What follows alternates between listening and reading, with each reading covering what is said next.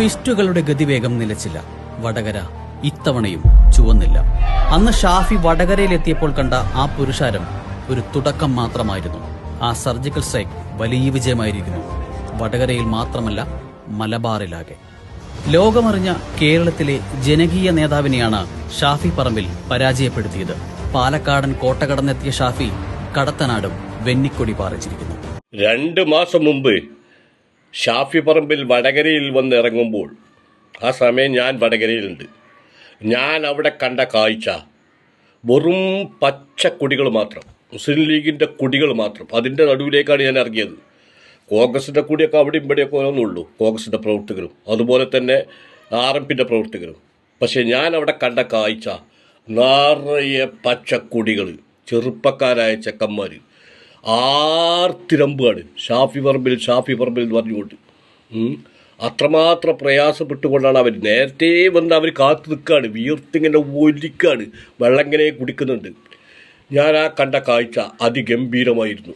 അതിനുശേഷം മാർക്സിസ്റ്റ് പാർട്ടിയുടെ സൈബർ ഇടങ്ങളിൽ ഒരു പോസ്റ്റ് പ്രത്യക്ഷപ്പെട്ടു, വടകര പാകിസ്ഥാനിലാണോ? അതിനുള്ള കാരണം ഇതായിരുന്നു.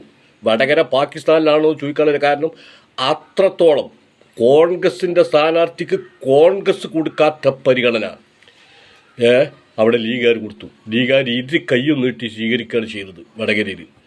ഇത് എൻ്റെ അറിവിൽ, ഞാനിവിടെ ഇങ്ങനെ വെറുതെ അങ്ങാടിയിൽ ഇരുന്നുകൊണ്ട് പറയുന്ന പറച്ചിലല്ല. വടകര ഞാൻ പോയിട്ടുണ്ട്, കണ്ണൂർ ഞാൻ പോയിട്ടുണ്ട്, കാസർഗോഡ് ഞാൻ പോയിട്ടുണ്ട്, വയനാട് ഞാൻ പോയിട്ടുണ്ട്, കോഴിക്കോട് ഞാൻ പോയിട്ടുണ്ട്.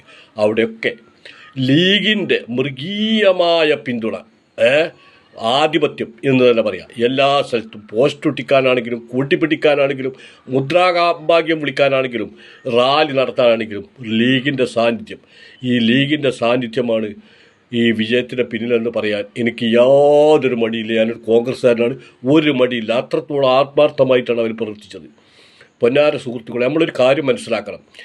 പിന്നെ ഇടതുപക്ഷ മുന്നണിയിൽ CPIക്ക് 4 സീറ്റാണ്. ആ 4 സീറ്റിലും സാധാരണഗതിയിൽ അവർ പരാജയപ്പെടലാണ്. ഈ അടുത്ത കാലത്തായിട്ട്, കഴിഞ്ഞ പ്രാവശ്യമൊക്കെ ഈ പ്രാവശ്യമൊക്കെയായിട്ട് അവർ പരാജയപ്പെടലാണ്. 4 സീറ്റാണ് ഈ മുസ്ലിം ലീഗിനെ സംബന്ധിച്ചിടത്തോളം അവർ മത്സരിക്കണ പൊന്നാനിയിലും മലപ്പുറത്തൊന്നും പെടുന്നു കോൺഗ്രസ്സുകാർ പോയാണ്ട് കൂടി പിടിച്ച് പിന്നെ സജീവാകുമെന്ന് വേണ്ട അവർക്ക് അവിടെ ജയിച്ച് കയറാൻ. ഇത്രത്തോളം ആത്മാർത്ഥമുള്ള പ്രവർത്തകരായിട്ടില്ല. കോൺഗ്രസിനുമായി തട്ടാറി നിൽക്കുന്ന പ്രവർത്തകരല്ല, സ്ട്രോങ് ആയിട്ടുള്ള പ്രവർത്തകർ അതുപോലെ തന്നെ മതി ആ 2 സീറ്റ് ജയിക്കാൻ. അവിടെ ലീഗിൻ്റെ പ്രവർത്തകരെ അവിടെ ജയിപ്പിക്കാൻ പണിയെടുക്കുന്ന അതേ സമയം തന്നെ കോൺഗ്രസിൻ്റെ സ്ഥാനാർത്ഥികൾക്ക് വേണ്ടി മരിക്കുകയായിരുന്നു, വിജയിപ്പിച്ചെടുക്കാൻ വേണ്ടി. അപ്പം ആ 2 സീറ്റാണ് ലീഗിന് കൊടുക്കുന്നത്. വേറൊരു സീറ്റ് ചോദിച്ചു കഴിഞ്ഞാൽ ഈ ലീഗ് കോൺഗ്രസ്സിലുള്ള ആ നേതാക്കന്മാരുടെ ഓരോ അഭിപ്രായങ്ങളൊക്കെ കേൾക്കണം. അതിന് ക്രിസ്ത്യാനി അച്ചായന്മാർക്ക് ഇഷ്ടപ്പെടില്ല, NSSന് ഇഷ്ടപ്പെടില്ല, SNDPക്ക് ഇഷ്ടപ്പെടില്ല. ഞാനും ചോദിക്കട്ടെ കോൺഗ്രസിൻ്റെ നേതാക്കന്മാരോട്, 2021 പിണറായിക്ക് തുടർഭരണം കിട്ടിയപ്പോൾ ഈ അച്ചായന്മാരും ഈ NSSൻ്റെ ആൾക്കാരും ഈ SNDPൻ്റെ ആൾക്കാരും ഈ പിന്നെ ജാതി മതം പറഞ്ഞ് നടക്കുന്ന ആൾക്കാരൊക്കെ വോട്ടാർക്കാൻ കിട്ടി, പിണറായിക്കല്ലേ? ഓനാരെയും കോൺഗ്രസിന് വോട്ട് ചെയ്തു. അതുകൊണ്ട് ദയവ് ചെയ്ത് അത്തരം മുട്ടാപ്പോക്ക് നയങ്ങൾ, ഈ ലോക്സഭാ ഇലക്ഷനിലും കോൺഗ്രസ് പറഞ്ഞ നയം അത് വളരെ കരസ്ഥാണ്. കോൺഗ്രസ് ഒറ്റക്കക്ഷിയാകാൻ വേണ്ടിയിട്ട് മാക്സിമം സീറ്റ് കോൺഗ്രസ് എടുക്കാൻ ന്യായം ശരിയാണ്. പക്ഷെ ആ ന്യായം ലീഗ് അംഗീകരിച്ചു, അത് മനസ്സിലാക്കണം. ആ ന്യായം മുസ്ലിം ലീഗ് അംഗീകരിച്ചുകൊണ്ട് മുന്നോട്ടേക്ക് പോയി. എന്നിട്ട് കോൺഗ്രസിൻ്റെ പ്രവർത്തകർക്ക് വേണ്ടിയിട്ട് ആഹ്വാനാത്രം അവർ പണിയെടുത്തു.